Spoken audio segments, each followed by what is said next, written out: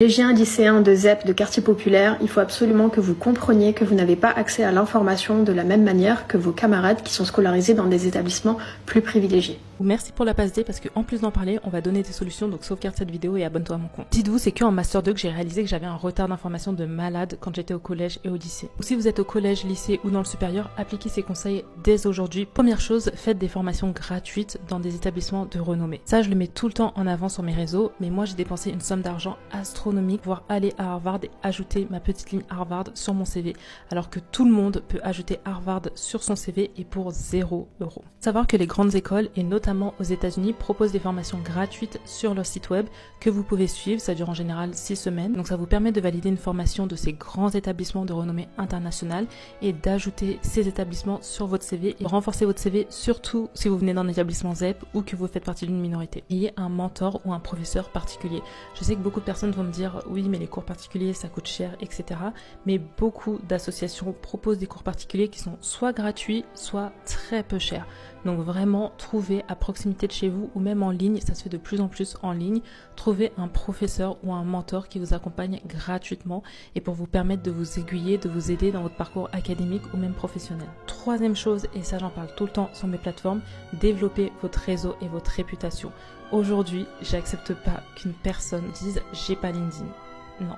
Si tu as TikTok, si tu as Instagram, si tu as Snapchat, tu as aussi la possibilité d'avoir LinkedIn. Dans un premier temps, tu construis ton image de manière très simple. Pour ça, tu n'as pas besoin de faire des publications tous les jours ou toutes les semaines. Ce que tu fais, c'est que tu te crées un compte et tu vas suivre des thématiques ou des entreprises qui t'intéressent ou même des établissements académiques qui t'intéressent. Ensuite, tu rejoins des groupes sur la plateforme LinkedIn. Et enfin, tu ajoutes des étudiants ou des professionnels qui sont dans les établissements que tu mises ou que tu veux intégrer ou qui sont dans des thématiques qui t'intéressent. Tu verras que sans avoir à publier aucune information sur ta page LinkedIn, tu as beaucoup d'informations qui vont venir à toi par rapport à l'algorithme de l'application qui va comprendre ce qui t'intéresse. Ensuite, participer à des salons et des conférences. Souvent, quand on est étudiant, on pense au salon de l'étudiant, mais ce salon, je suis pas trop fan parce qu'en fait, il y a beaucoup d'établissements qui viennent pour vendre leurs programmes, leurs diplômes, ce qui est normal. Mais le problème, c'est qu'il y a beaucoup de formations dans lesquelles vous n'avez pas besoin d'autant de diplômes ou d'autant de formations pour vous insérer professionnellement et pour avoir un bon salaire ou un bon statut. En parallèle, vous devez également participer à des salons professionnels et à des conférences professionnelles dans lesquelles vous allez rencontrer des personnes qui sont dans la vie active et qui vont clairement vous dire est-ce qu'un diplôme, une formation que vous allez retrouver au salon de l'étudiant est utile pour intégrer leur boîte ou même pour connaître le parcours des différentes personnes qui sont dans un secteur qui vous intéresse. Et là, vous allez vous rendre compte que certaines formations, certains Bac+5, certaines accréditations sont même pas nécessaires pour rentrer dans la thématique qui vous intéresse. Souvent, on voit des personnes avec un Bac+5, un Bac+6 qui sont dans la communication, le marketing, le luxe, la mode, qui font de très longues études, alors que des fois, avec un Bac+2, il est possible d'avoir un très bon statut et un très bon salaire et de démarrer dans une boîte. Donc vraiment, participer à des salons et à des conférences le plus tôt possible.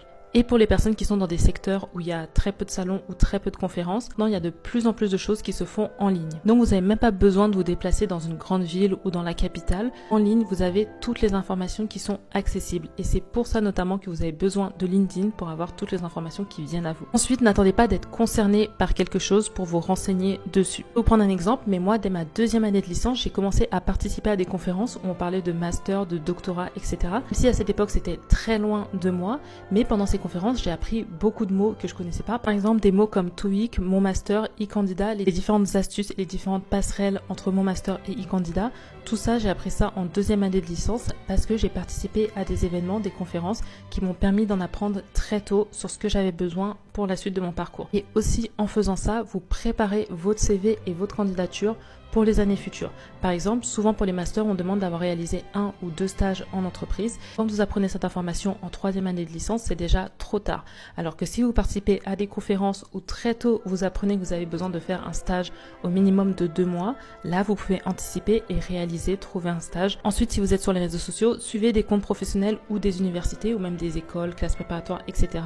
qui vous intéressent. Et en suivant ces comptes sur les réseaux sociaux, j'ai eu plein d'astuces, plein d'informations qui m'ont permis de rejoindre Harvard. Vraiment, si vous avez un compte sur tous les réseaux sociaux, en plus de suivre des stars, des influenceurs, etc., suivez également des établissements, des entreprises, des professionnels pour pouvoir préparer votre avenir. Et si jamais vous êtes trop timide pour le faire avec votre vrai compte, que vous voulez pas qu'on check vos abonnements, faites-vous un faux compte sur lequel lesquels vous suivez des professionnels, des entreprises, des universités, des écoles, etc.